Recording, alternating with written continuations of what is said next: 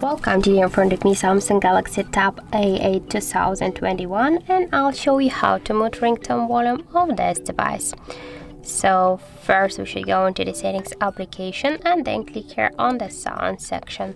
Now just here you can set the volume panel, volume section, and the first panel, that's will be panel with our ringtone volume. And now just to mute the ringtone, you should switch this volume panel with this blue dot to the left side with your finger, and by this way we can mute our device ringtone volume.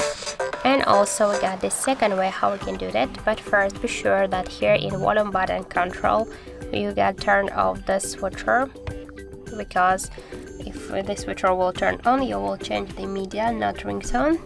And now by press your down volume button you can see that we can change the volume, the ringtone volume of our device.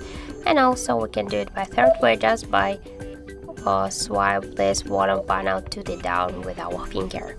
So that's it. Thank you for watching, and if you find this video helpful, don't forget to leave a like, comment and to subscribe our channel.